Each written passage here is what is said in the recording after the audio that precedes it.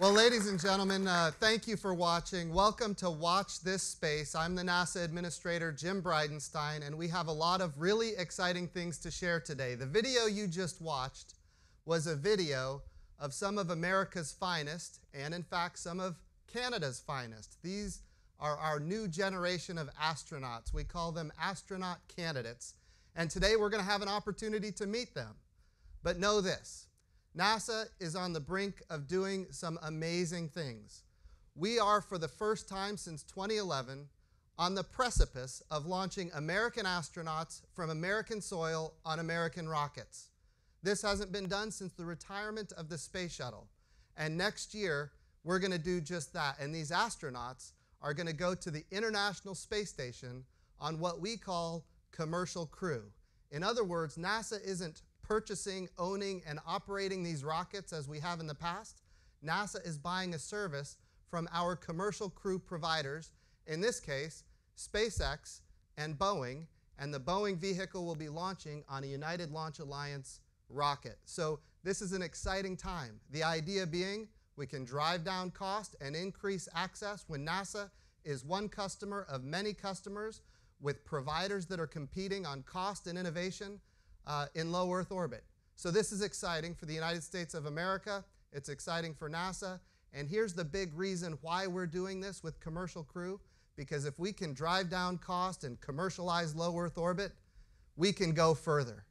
The President has put out Space Policy Directive 1, and he has said that we're going back to the moon.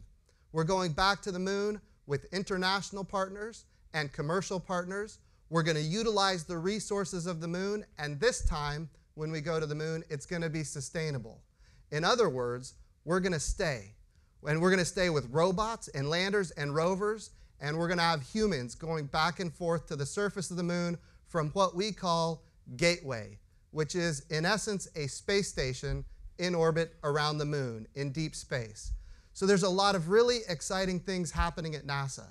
And the people that are going to be on these missions, the people that are going to be flying them, that next generation of Neil Armstrongs and Buzz Aldrins, they're going to be with us here today. So let's bring out our astronaut candidates and let's get started.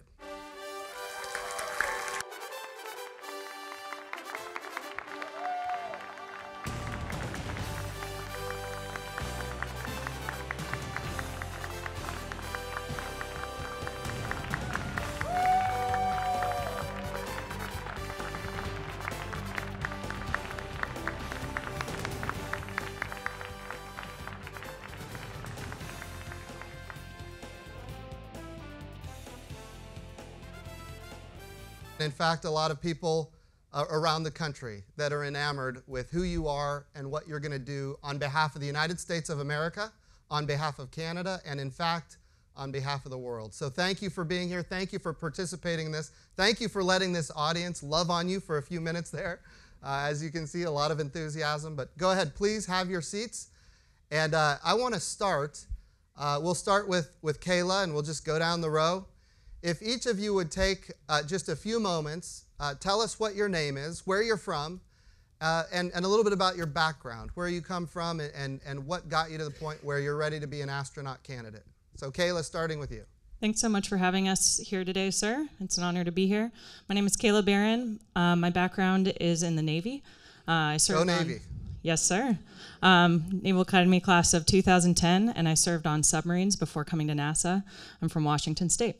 Awesome. Well, I can tell you, since I've been the NASA administrator, I've had a lot of debriefs from our astronauts who live and work on the International Space Station. I can tell, based on those debriefs, that your experience on submarines, living in close quarters with other people, is going to be very valuable going forward. So thank you for being here. All right.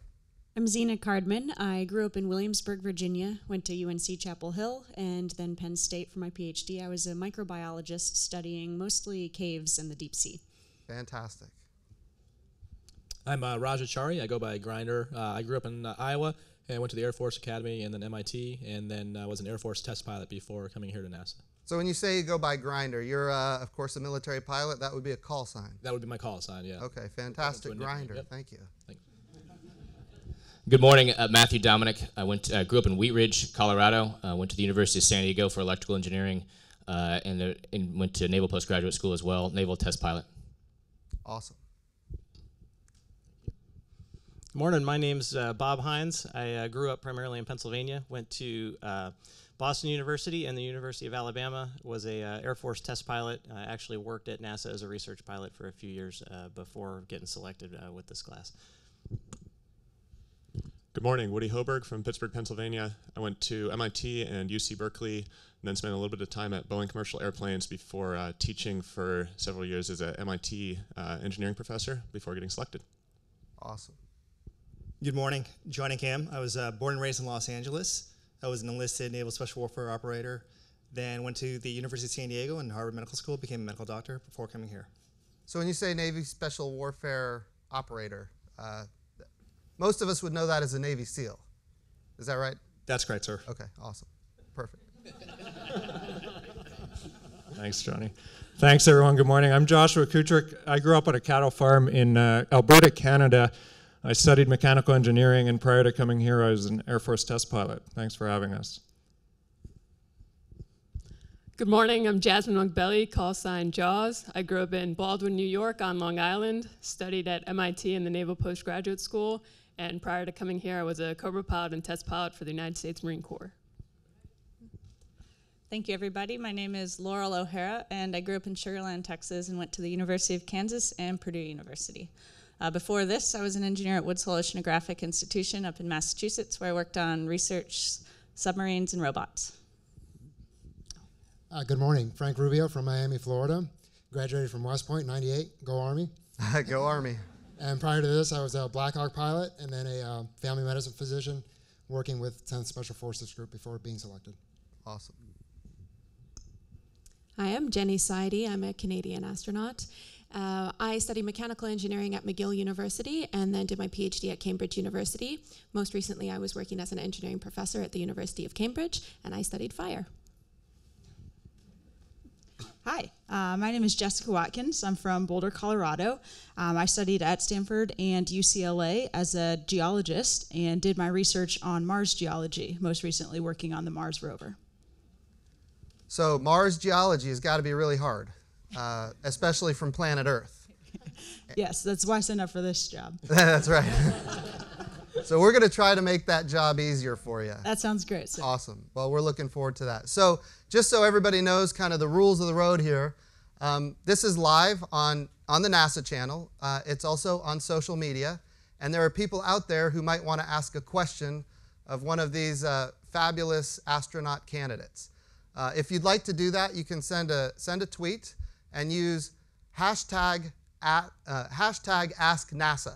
So use hashtag AskNASA, send a tweet, and we'll get you in the queue so that you can ask a question from one of our astronaut candidates. In the meantime, if you're in the audience here and you have a question, certainly think about what that question may be. We have folks here with some microphones. We'll get those microphones up to you, and you can ask direct questions of our astronaut candidates. So let's begin. I'll start with the first question, and I'll just start with you, Kayla, since you're front and left here, closest to me, so you're in the direct line of fire. What is something that has surprised you about NASA and or astronaut candidate training? I think what surprised me the most about training so far, given that my background is in submarine warfare, not in aviation, is how much I've enjoyed flying in our training jet, the T-38. I wasn't sure how that would go for me, but I've really had a good time doing it, and I think I learned a lot from training in that environment. That's fantastic. Now, in the T-38, does every astronaut become a pilot? No, so the astronauts who have a background in military aviation before they come here, like many of our classmates do, they get certified to be a pilot in the front seat of a two-seat jet, and the rest of us learn how to fly in the back seat. Okay. And we use it as an analog for training in an environment that's actually risky. You're operating real equipment, and you have to learn how to communicate and cooperate with a teammate in order to stay safe and complete your mission. That's fantastic. Now, let me ask you, did you fly at all, commercially or civilly when you were a submarine warfare officer? No, I was just focused on learning how to operate a nuclear reactor and drive a boat operating under the sea. So that wasn't really my area of expertise, but I've had a lot of fun scratching the surface of that so far. Well, that's fantastic. operating a nuclear reactor, that's a tough job, I can imagine, and I'm sure that that will serve you well living and working in space. So thank you. I hope so. Yes, sir. All right. Zena? Let's see. There are a lot of surprising things in a good way. I think one of the most surprising things to me has been how different every day of our training is. You might be in a class learning Russian 1 hour, and then the next hour you're walking to the airport to get in one of those T-38 jets. It's incredibly diverse, and it's really cool getting to do that alongside classmates who come from such diverse backgrounds. Amazing. Good. I think what's surprised me is the amount of people and dedication that support all the training things we do. So whether it's, we just recently had Kayla and I just had our first run at the NBL, and just the number of divers that are involved, all the people that show up to support that, whether it's doing space station simulators and having a whole team of people that are watching a control room for basically a full day just to support our individual training is amazing to me, and this really speaks volumes to the fact that every one of the agencies is so dedicated to us succeeding, but really the agency succeeding in the missions we've got coming forward. It blows my mind every time I walk in that I get paid to do this, and there's usually 10 or 20 other people there to help me improve and get the mission done. So that's been really cool to see. So this is interesting because there's so many diverse backgrounds on this stage. And of course, when we think about the history of flying, a lot of people go back to Apollo or Gemini or Mercury. And in those missions, it was largely military aviators, of which, Raja, you are one. But now it's a very diverse kind of cadre of folks that we're looking for. And bringing it all together, tying it together in a way where you guys can work together and maximize the opportunities that we get from space is really amazing. And doing that starting in the training environment is impressive. So thank you for those amazing comments. We do have our first question from social media. So we'll go to the social media question. It is, what astronaut do you look up to the most and take inspiration from? And I'm going to open this up to the first person who's willing to raise their hand, and if not, I might end up diming somebody out. So, if you had to pick an astronaut that you look up to, who would that be? Obviously, very very difficult question. To paraphrase, or a quote that typically goes with Newton, or not Newton, somebody smart. I think it was Newton, standing on the shoulders of. We're standing on the shoulders of giants, and when I was on board. On board the USS Eisenhower, Neil Armstrong came out to visit, and I was most impressed with just how humble he was, and he was just, you could tell from interviews you've seen with him, he just was mission-oriented and just did his job quietly and respectfully, and I think he's a really a good pinnacle for this job to look up to.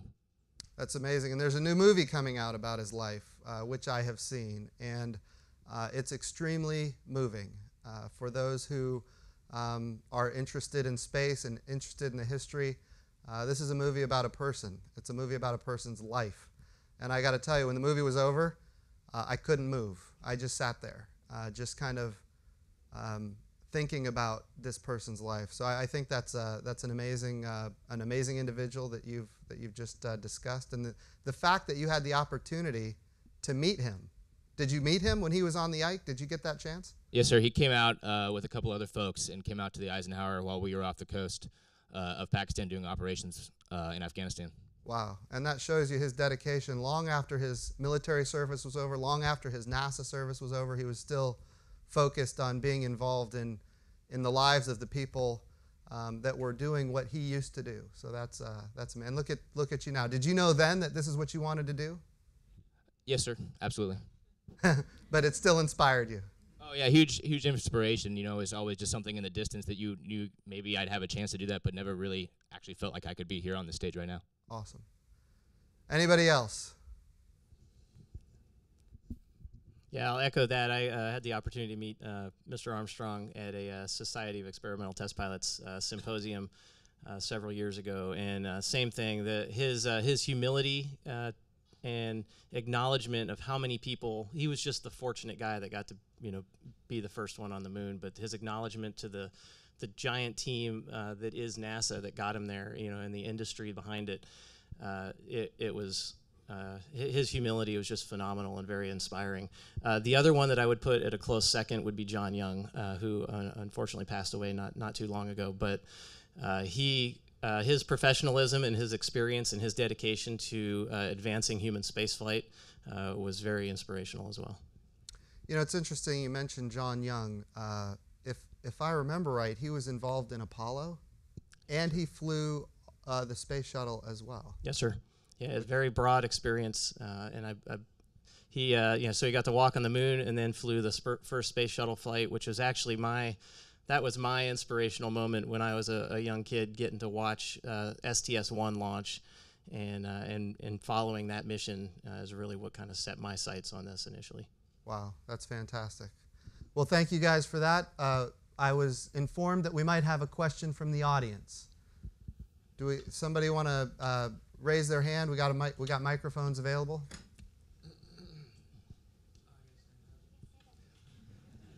You have to both stand up and talk into the microphone. What was your hardest part of your training? What was the hardest part of your training? They probably have the hardest part coming up. But that's a good question because they've been through pretty tough stuff already.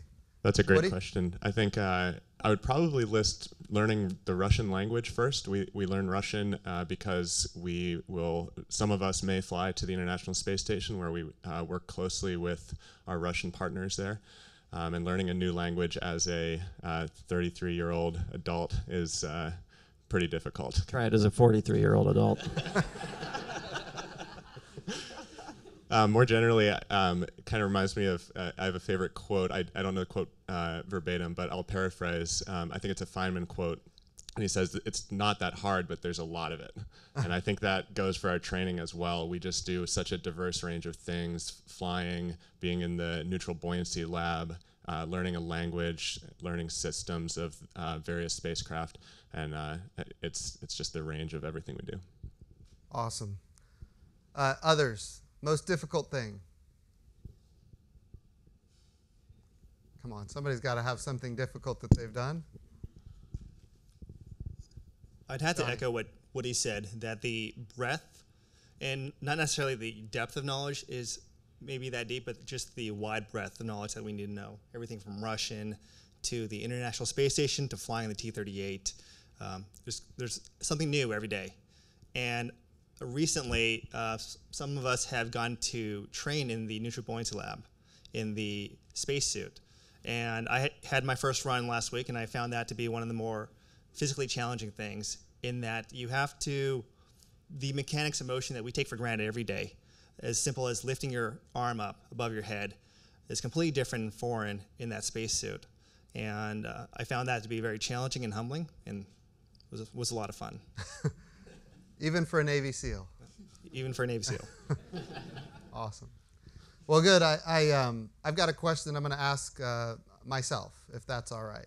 I'm going to take this little point of privilege, since this is my show, to ask a question. And Bob, I'm gonna direct this to you because this is an important thing. A few minutes ago, we were meeting in another room, just getting to know each other a little better, and you presented me this patch. This is your class patch. So this patch represents all of you and what you're doing. And on this patch, my first reaction was, that's interesting. We're talking about astronaut candidates. We're talking about our brand new class of astronauts. And you give me a patch with a turtle on it. Share with me and the audience why this patch has a turtle on it. Yes, sir. So during our announcement last summer, Vice President Pence came down and he helped introduce our class to the country. And during his speech, he told the story about a turtle on a fence post. And if you walk into a field and see a turtle on a fence post, you know it didn't get there by itself. And that certainly translates to every single one of us here. There is a huge support structure behind us, whether it be our spouses and our kids, our parents, our mentors, all that stuff. They all played a huge role in getting us to the point that we're at now. And so much like we were alluding to Neil Armstrong acknowledging the masses that were behind accomplishing that giant goal, we all have the same thing. We have a many people behind us that helped get us here. And so that's the class in front of us took that as an opportunity to name us the Turtles, and we've embraced it, and it's a nod to those that helped get us here. Awesome. That's a wonderful story, and I think it's important. You know, we have here today not just the astronauts, but we have the newest class of flight directors. And we're going to do another show. They might not be ready for me to announce this, but we're going to do another show just like this one with the flight directors sitting in your seats. The reason being because they are just as critical to all of your missions as you are, as are so many others here at NASA, and in fact our contractors and our providers of services. And yet we want to be able to showcase the entire enterprise, and that at the end of the day, you are the ones that are taking on the most risk and putting yourselves out there. But there's an entire team of people behind you doing everything possible to make sure that you're safe and that you're prepared and that we're getting the absolute best discovery and science and exploration from what you're doing. And that is the history and tradition of NASA. So I love the story. I love the patch. I love that you guys are the Turtles, and I appreciate you sharing that. Okay, so yeah.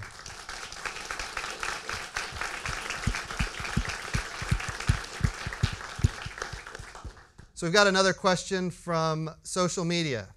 How is the current research in space helping you to prepare humans for a journey to Mars and beyond? I'll take this one. So for everybody, Jessica is the Mars geologist from planet Earth. Yes, correct. All right. Yes, so I think there's actually a lot of different types of research that are going to be necessary to help prepare us for a journey to the moon or to Mars or wherever that destination might be. I think one big piece of that is sending robotics to these places. So both to the moon and to Mars, we have instruments that are in orbit, and then also the rover that I mentioned is providing us with an understanding of these bodies. First, finding a good place for us to go that has resources that we might be able to use, and is also safe for us. Related to that is studying the radiation involved in the journey to, particularly to Mars, how we can mitigate that risk for us as humans. There's a lot of really great work being done on that at NASA, trying to figure that out. There's the engineering aspect as well, working on getting rockets prepared to get us to the moon and out to Mars and back. Is a big part of that, ideally. And yeah, so I think there's a lot that kind of goes into this big picture of human spaceflight. We kind of have touched on that, but we really are the tip of a really large iceberg. There's a lot of people putting a lot of time and energy into solving these tough problems to allow us to explore further. Absolutely. That's a wonderful response to that important question. And a lot of things that NASA does that a lot of people don't see, but behind the scenes right now, we're developing technology. We've got amazing scientists and engineers that are, advancing solar electric propulsion, for example, to help us get to Mars with what's called the highest specific impulse possible. We want to be able to get there with propulsion we don't want to have to launch massive amounts of fuel into space to get to Mars. So solar electric propulsion can really help us get there faster. It can help us get there more efficiently without having to launch so much mass into space. We're also trying to figure out the physiology with the deep space radiation environment, the microgravity environment. On the International Space Station, even right now, we've got astronauts on the International Space Station. And of course, we've had astronauts there for 18 years now, which is an amazing achievement in itself with an international treaty. And our astronauts are demonstrating that humans can, in fact, live and work in space. There are no doubt challenges to human physiology, and we're learning what those are, and we're putting in place countermeasures for that activity. So there's a lot happening. What I think is important to note also is that the moon is actually an amazing proving ground. We can go to the moon. It's a 3-day journey home. We know in this room, because we're followers of the history, Apollo 13 which some call a disaster and others call an amazing success, it was possible to bring our astronauts home because it was a 3-day journey home. Had something like that happened on the way to Mars, it wouldn't have worked out. But in this particular case, the moon is an amazing proving ground to demonstrate the technologies, to reduce the risk, to prove everything we need to know about life and science and physiology so that we can ultimately make that journey to Mars. By the way, you mentioned robotics. And that's, again, we have learned so much. The United States is still the only country, and we've done it with international partners, but we're still the only country that has landed on the surface of Mars with landers and rovers. And now we've done it 7 times. And on November 26th, the Monday after Thanksgiving, we're landing on Mars for an 8th time with InSight, which as a geologist, I know you're going to be really interested in what comes from that. We're going to be able to get a 3D image of what the inside of Mars is like. We're going to study Mars quakes. How active is the geology? How often is it impacted with meteors and all of these kind of things that are going to be necessary, not just to understand the planet, but also to prepare for an eventual human landing, which a Mars geologist might be the right person to send on a journey to Mars. So a lot of really exciting things happening at NASA, and of course your insight there is critically valuable. So I'm going to go back to the audience. There has to be another person that's interested in asking. We've got a couple of young folks here, which I'm thrilled to see. And stand up, say what your name is, and then ask the question. Hi, my name is Aaron. What excites you the most about going to space? What excites you the most about going to space? Laurel?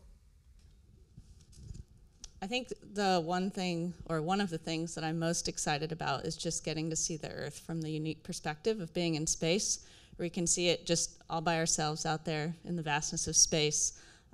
Everybody on the planet, I think that would just be kind of an overwhelming feeling the first time that you see that and give you a really unique perspective on the world.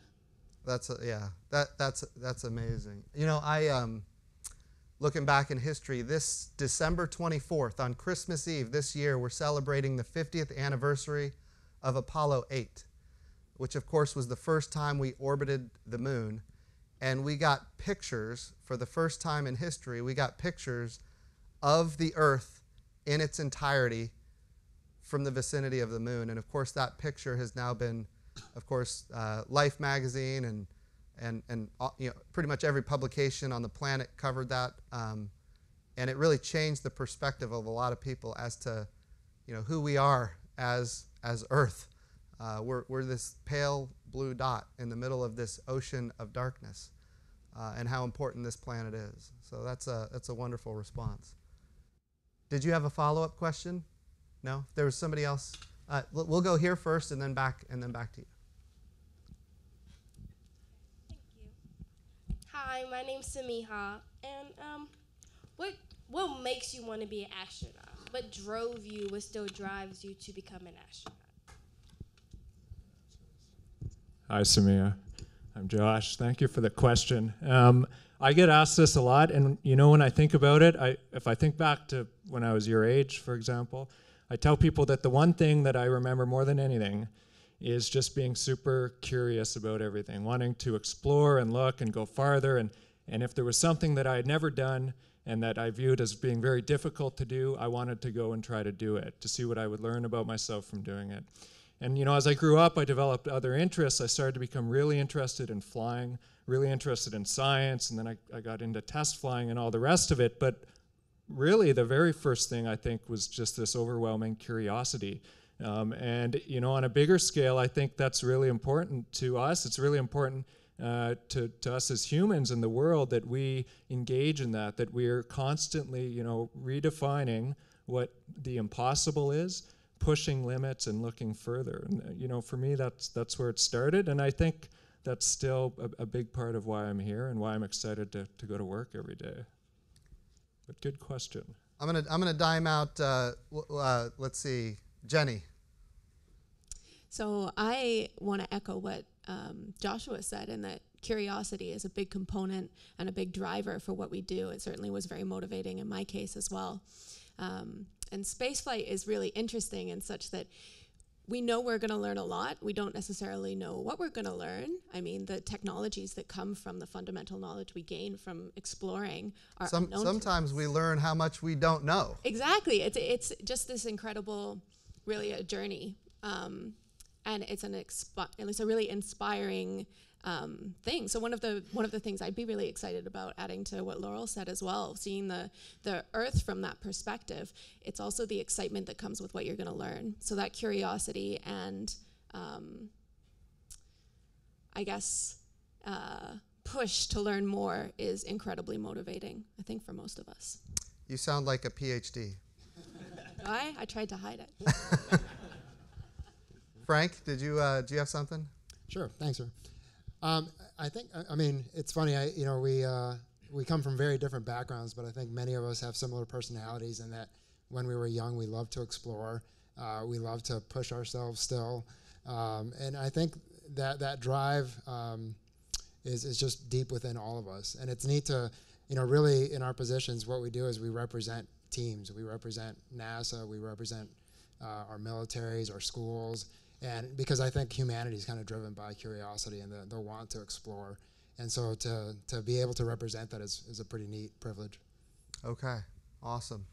We're going to go to social media here real quick, and then I know we've got another question from the audience. Many of NASA astronaut candidates have military flight experience, but what other fields of study are essential for becoming an astronaut? Well, there's a very diverse group of backgrounds here. So despite the fact that I'm actually one of those military aviators, I'd like to answer this question because this is such a diverse group, and we have so many people that have done interesting things that, you think of the first class of NASA astronauts, it was all military aviators, and I'm really glad we've moved away from that because, we've already heard from Jessica, Mars geologist. We've taken many courses in geology, and so applicable to, we're talking about exploring other bodies out other than Earth, and we've done a lot of analogs back and how that, we can look at certain things on Earth and what does that tell us about what we're seeing on these other celestial bodies. Zena studied extremophiles. I would say more about it, but it's way above my head. But we're, one of the most exciting things we talk about, the possibility of finding life somewhere outside of Earth, and I think those extremophiles would play into that. We've got Jonny and Frank, who are medical doctors. So much of what we're studying, especially when we talk about long-duration missions, is the medical effects on the body and the radiation, the psychological effects, all those things. Woody, Loral, anytime we've got a question on orbital mechanics or anything, we go to our resident expert Woody. And so many of these things, and Jonny said it earlier, we're studying such a diverse and broad range of things, and all of us have different backgrounds and different areas of expertise that we all need to pull together. That's a great answer, and I'll just piggyback. You dimed out Zena and you dimed out Jesse, and I will just say, I've been the NASA administrator for 5 months now, and in this time, there have been so many discoveries that you alluded to about, is there life out there? We now know, just since I've been here, we now know that there's liquid water 1.5 kilometers under the surface of Mars. Well, that's a discovery we didn't know when I took the job, and it's funny to see the chief scientist at NASA run into my office and announce this, guess what we just found, and to know that there are going to be people, in fact, maybe the folks here taking those missions to learn even more with human exploration. We now know that there's complex organic compounds on the surface of Mars. Doesn't guarantee that there's life, but it increases the probability that there's life, which is another important discovery, again, just in my short 5 months here. And the idea that methane cycles on Mars perfectly correlate with the seasons of Mars. Again, doesn't guarantee life, but it increases the probability.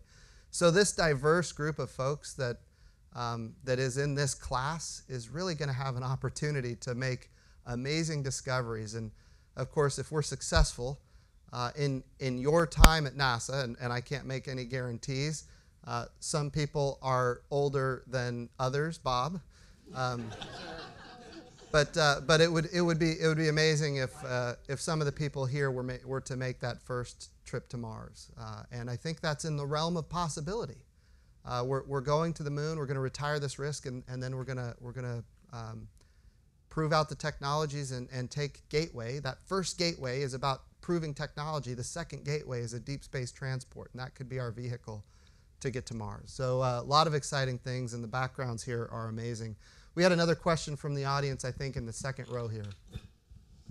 Hi, I'm Ryan. I work for NASA CFO. So you guys are going to actually have an opportunity to do something that most people only get theoretically to do. What would you take with you to a desert island? So you're literally, there's no stowage place, and you really have to think hard about what you're going to take. Have you guys thought about that at all? It's a good point. I would take Woody Hoburg.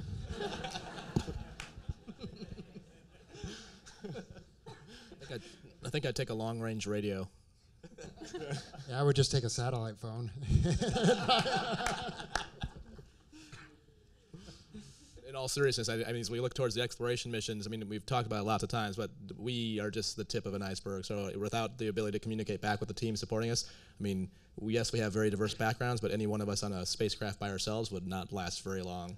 So I think communication would be, to me, the most important thing to, to help with the journey and also to share that journey, but more importantly, just to stay alive on the journey, because there's probably a whole bunch of things on that spacecraft I'm going to need help with, or desert island.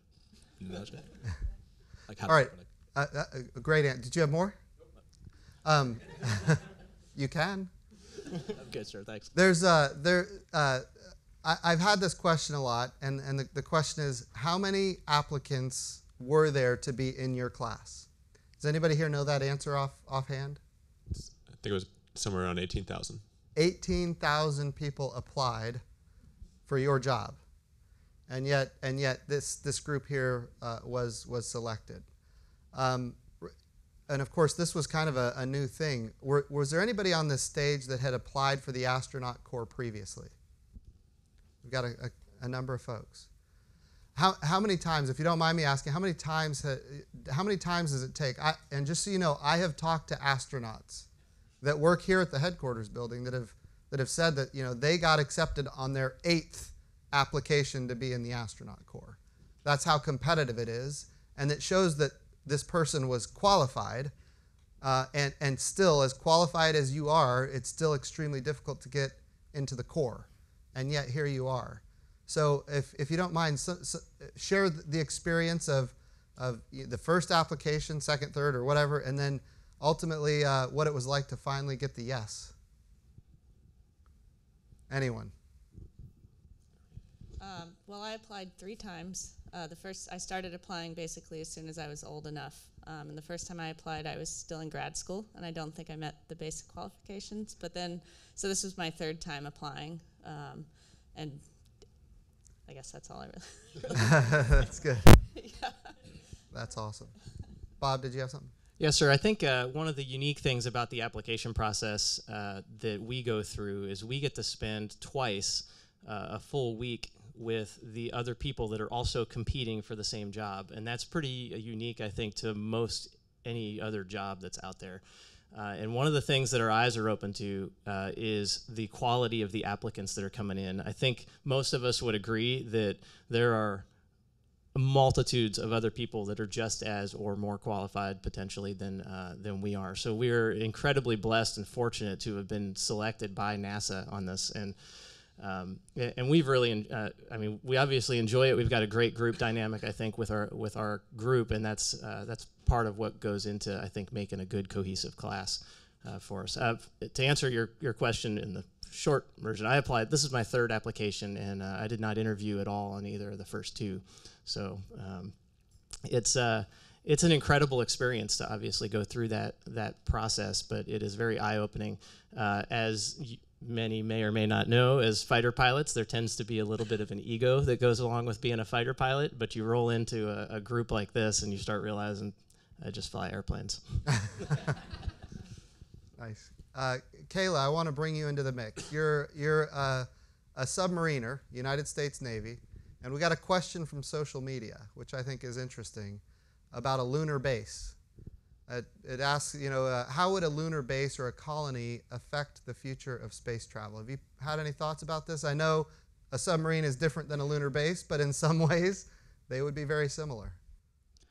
I think, as you already pointed out, sir, the opportunity to work on the moon is a great proving ground for future exploration deeper in space. And I think there's a lot we can learn from operating in extreme environments. We're already doing that here on the surface of the Earth. Submarines are a reasonable analog, I think, for the types of stuff we do in space, but NASA also has a lot of really cool analog projects, including NEMO, which is an opportunity to live underwater in basically a submerged habitat and do scuba diving that kind of simulates doing a spacewalk to learn new things. And the lunar base kind of just takes that to the next level. It really would teach us a lot about how we need to operate when we're further from Earth, when we're further from our support team, and when we have fewer resources. Awesome. I get this question a lot because people want to know, why are we going back to the moon? And of course, we've got geologists here as well. When you think back to the Apollo program, we landed 6 times on the surface of the moon with 12 people, and each time it was in that equatorial region of the moon. And when we think about Gateway and what it is, we're talking about a habitat in orbit around the moon, not on the surface of the moon, but in orbit. What the Gateway will allow us to do is have more access to more parts of the moon than ever before. So when we think back in history, we have not known, people have maybe thought about, speculated that there might be water ice on the surface of the moon. Well, we discovered in 2008 and in 2009 that there is water ice, and we discovered that there's hundreds of billions of tons of water ice on the surface of the moon. So that's one of the reasons. How would it affect the future of space travel? Water ice is life support, in situ resource utilization, utilizing the resources of the moon for life support. Water is, of course, there to drink. Ice, melt it, you got water. Crack it into hydrogen and oxygen. Oxygen is necessary to breathe. And then, of course, hydrogen and oxygen, when put into cryogenic form, that's rocket propulsion. And some of you will be launching on the SLS rocket, which is a liquid oxygen, liquid hydrogen rocket. So this is an important question, something we need to think about. We put a habitation on the surface of the moon. We're going to be able to get a lot more knowledge about the surface. 1969, we landed on the moon, and it took until 2009 before we knew that there were hundreds of billions of tons of water ice on the moon. How much do we still not know about the moon? Could there be, and I don't have an answer, nobody else does, but we know that there are rare earth metals that are extremely valuable. Well, those rare earth metals are asteroid impacts. They're not earth metals at all. Could there be those metals on the surface of the moon where there's not an active geology, where there's not an active hydrosphere, and would they be right where they impacted, a billion years ago or however long ago it might have been? So these are, I think, important questions about the surface of the moon and what comes next for the future of space exploration. I'm going to go to a question that I have here on a card. I mentioned SLS. We mentioned commercial crew going back and forth to the International Space Station on commercial rockets. Zena, I'm going to ask this question for you. When you think about what mission you'd like to be involved in, what do you think about? What would be your dream choice and why? Gosh, that's a great question, and I think we all have the very corny, boring answer of, seriously, we would take anything, any mission. Sure. I think it's actually most exciting to me that you can even ask that question and that there are multiple options for us to choose from. That's a really amazing and exciting time to be a part of the space program. But to add on to that, I would go on any mission with any one of these turtles. That's awesome. But you're right. The idea that we've got 2 different, very dissimilar designs with United Launch Alliance and Boeing and SpaceX launching to the International Space Station next year with humans, and at the same time we're building the largest rocket. We're talking about a rocket bigger than the Statue of Liberty. That's got to be intimidating. Not that the others aren't, but what an amazing opportunity in this country to have all of this under development, and now we're on the precipice of seeing it realized, and that some here might have the opportunity to do it. Anybody else want to weigh in on what you want to do? I know, Jesse, you want to go to Mars, so you're all about the SLS, I would imagine. Yes, absolutely. I would definitely take it. Yes, I just would piggyback on what Zena said. It's super exciting to have those opportunities actually on the horizon, and it's just because of all of the great work of the talented people at NASA that we're even able to ask that question. Awesome. Anyone else?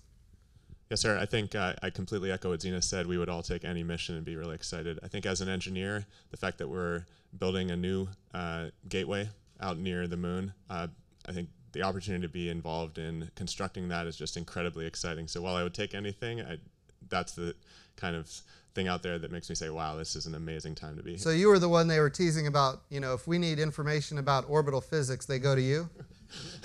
So maybe you can share for the audience what a near rectilinear halo orbit is? No, don't do that, unless you want to. I can try. We actually had a good discussion about this at dinner last night. Sounds riveting.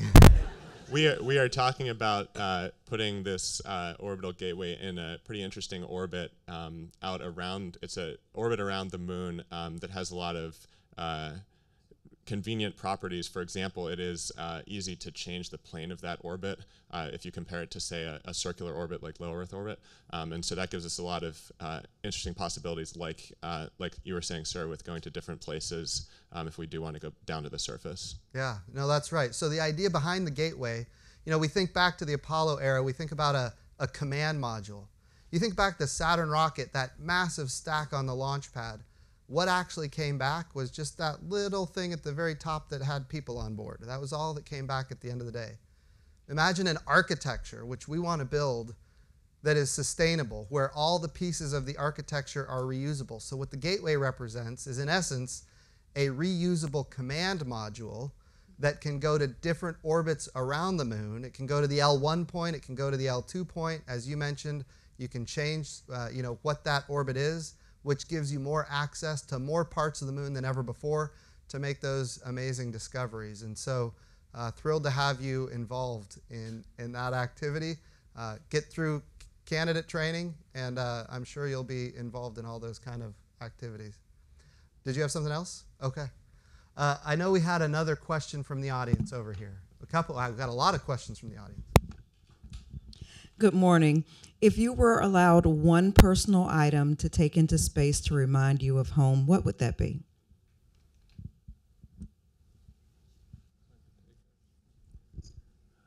Thanks for the question. I give the same answer to this, and I really like it. At home, I have an old timepiece. It's mechanically wound, and it was built in, say, the late 1800s probably.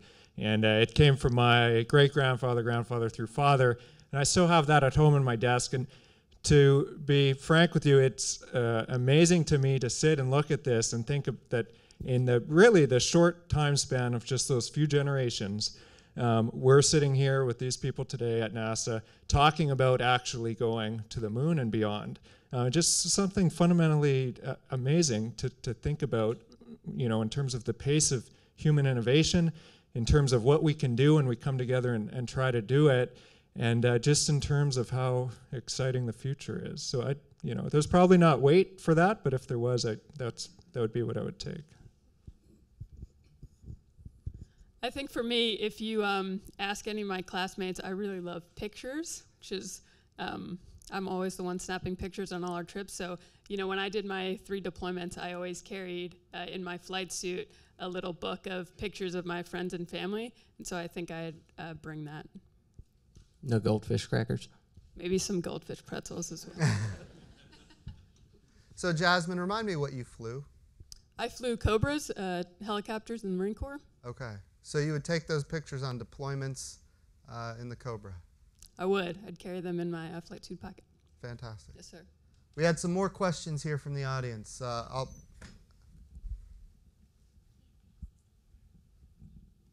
No offense, but we'll start with the young folks, if that's all right. My name is Jordan, and what was your first reaction when you got to NASA?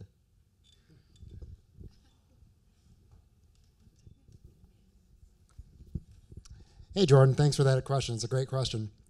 Honestly, so I had this whole speech prepared for saying, well, thank you for the opportunity. You know, it's great that I made it that far, because I was convinced I wasn't going to get it.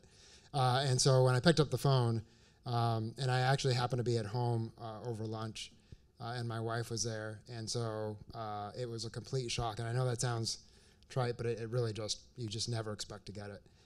And again, I'm not that emotional of a person, but I started crying. And it was just one of those like, huh, what's going on? Like, what are these things on my face? And, just a little bit. There wasn't like lots of crying. But yeah, it was just that overwhelming excitement that I was just kind of shocked by. So. I would add to that, I think the class has covered really thoroughly how we all feel about how competitive the process is, how amazing all of the other candidates for this job were, and how lucky we are to be here. But one note I want to add, especially for you guys visiting, thinking about what you might want to do going forward as middle schoolers. I think that's when a lot of us started to think about what we wanted to be when we grew up in a serious way. And for me, I wanted to go to the Naval Academy. I wanted to be a naval officer. It wasn't super specific. I didn't realize I wanted to be an astronaut until a few years ago. And I've had some amazing mentors in my life along the way see something in me before I even saw it in myself. That's what caused me to want to go to the Naval Academy, to go to grad school, to be a submariner, and to apply to be an astronaut. And so these big things that seem really intimidating, like whoever gets to do that, that could never be me.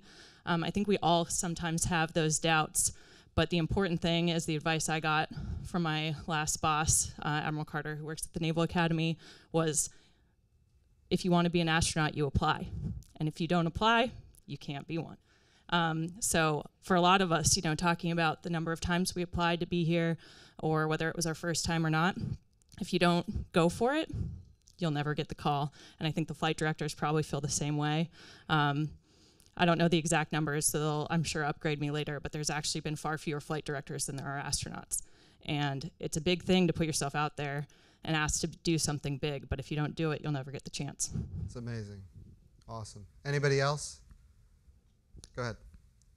So I'd say, as Frank and Kayla have said, a wide range of emotions when I found out. Certainly an overwhelming feeling of excitement, and this amazing opportunity to have a platform as big as NASA to contribute to the advancement of our species.